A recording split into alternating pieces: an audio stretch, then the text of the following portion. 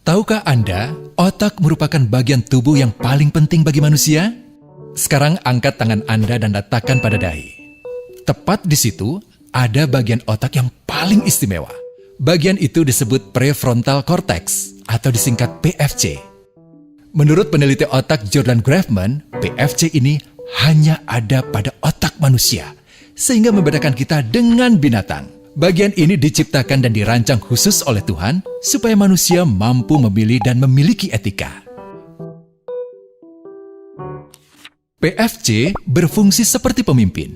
Ia bertanggung jawab untuk berkonsentrasi, memahami benar dan salah, mengendalikan diri, menunda kepuasan, berpikir kritis, dan merencanakan masa depan. PFC adalah pusat pertimbangan dan pengambilan keputusan. PFC inilah yang membentuk kepribadian dan perilaku sosial. Sayangnya, PFC adalah bagian otak yang paling mudah mengalami kerusakan. Jika PFC rusak, maka kepribadian orang bisa berubah. Rusaknya PFC bisa disebabkan oleh benturan fisik, bisa juga oleh zat kimia, seperti narkotika, psikotropika, dan zat adiktif atau nafsa.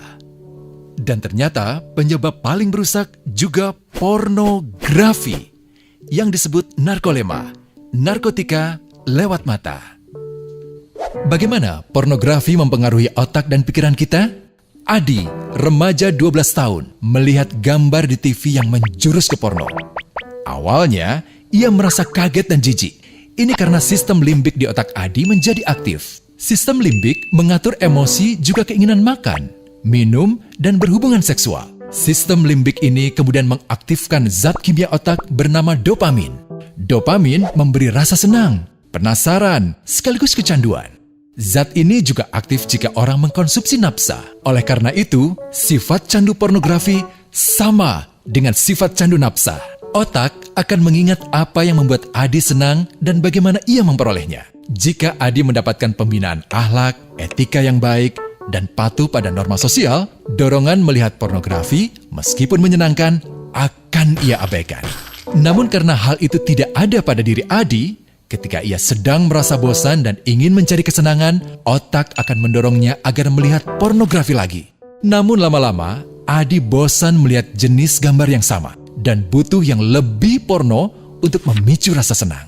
Sekarang, dengan internet, pornografi menjadi jauh lebih mudah didapat. Pertama, Adi membuka internet dan tidak sengaja melihat gambar yang menjurus ke porno. Berikutnya, ia sengaja membuka lagi untuk melihat yang lebih porno. Awalnya melihat yang sedikit terbuka, lama-lama semuanya terbuka. Awalnya melihat 1 menit, lama-lama 1 jam. Adi mengalami kecanduan pornografi. Bagaimana kerusakan PFC akibat kecanduan pornografi? Secara alamiah, dopamin dialirkan dari sistem limbik ke PFC. Orang yang kecanduan pornografi akan mengalirkan dopamin secara berlebihan sehingga membanjiri PFC. PFC menjadi tidak aktif karena terendam dopamin. Semakin sering PFC tidak aktif, ia akan semakin mengerut dan fungsinya terganggu. Sistem limbik justru akan berkembang semakin besar karena terus mengaktifkan dopamin, sehingga Adi cenderung untuk terus mencari kesenangan tanpa takut atas akibatnya. Jika tidak ditangani segera, Adi berpeluang besar menjadi pelanggan pornografi seumur hidup dan mengalami kerusakan otak di bagian PFC. Awalnya, ia akan kehilangan konsentrasi, penurunan kemampuan menimbang benar dan salah, serta berkurangnya kemampuan mengambil keputusan. Lama-lama, besar kemungkinan ia akan melakukan masturbasi, oral seks, hubungan seksual suka sama suka, dan mudah berganti-ganti pasangan seksual. Pernikahan dianggap tidak penting, pasangan dianggap hanya sebagai objek seksual semata, cenderung merendahkan derajat dan kehormatan lawan jenis. Selera hubungan seksualnya pun tidak sehat dan seenaknya, kasar sampai tega memperkosa. Manusia jadi tidak ada bedanya dengan binatang. Inilah dampak yang terjadi akibat kerusakan PFC. Ahli bedah otak Donald Hilton Jr. mengatakan, jika difoto menggunakan alat magnetic resonance imaging, otak yang rusak akibat pornografi memperlihatkan hasil yang sama dengan otak yang rusak karena kecelakaan. Ia juga mengatakan, Berbeda dengan dampak nafsa yang merusak otak di 3 bagian, pecandu pornografi yang sudah melakukan hubungan seks dengan anak-anak mengalami kerusakan otak di 5 bagian.